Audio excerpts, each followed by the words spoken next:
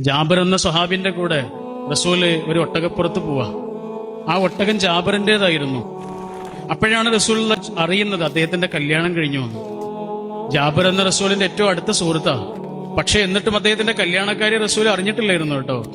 റസൂലിന് അതിൽ യാതൊരു പരിഭവം ഉണ്ടായിരുന്നില്ല. റസൂൽ അദ്ദേഹത്തോടൊരു ചോദ്യം ചോദിക്കുന്നുണ്ട്, നിങ്ങളുടെ ഈ ഒട്ടകം വിൽക്കണമെന്ന് ചോദിച്ചു. അപ്പൊ ജാബിർ റളിയല്ലാഹു അൻഹു പറയാം, ഈ ഒട്ടകം എന്തിനാ റസൂലിന്? ഇത് പ്രായമേറെയുള്ളൊരു ഒട്ടകമാണ്. അപ്പൊ റസൂൽ അദ്ദേഹത്തോട് ചോദിക്കാണ്, നിങ്ങൾ ഈ ഒട്ടകത്തെ വിൽക്കണോ? ഞാൻ വാങ്ങും. അവസാനം അദ്ദേഹം സമ്മതിച്ചു. ആ കച്ചവടം 40 രൂപയിൽ ഉറപ്പിച്ചു. അങ്ങനെ 40 രൂപയ്ക്ക് വാങ്ങിയ ഒട്ടകവുമായി റസൂൽ മദീനയിലേക്ക് ചെന്ന് ബിലാൽ റളിയല്ലാഹു അൻഹുവിന്റെ അടുത്ത് ചെന്നിട്ട് പറഞ്ഞു, ജാബിറിന് 40 രൂപ കൊടുക്കണം. ഞാൻ ഈ ഒട്ടകത്തെ അദ്ദേഹത്തിന്റെ അടുത്ത് വാങ്ങിയിരുന്നു. പിന്നെ ഈ ഒട്ടകവും കൊടുക്കണം, ഈ ഒട്ടകവും കൊടുക്കണം. റസൂലിന് ഒട്ടകം ആവശ്യമുണ്ടായിരുന്നില്ല. പക്ഷെ ജാബിറിന് പണം ആവശ്യമുണ്ടായിരുന്നു എന്ന് റസൂലിന് മനസ്സിലായി. എങ്ങനെ മനസ്സിലായി? മനുഷ്യന്റെ കണ്ണിൽ നിന്ന് അത് വായിച്ചെടുത്തു.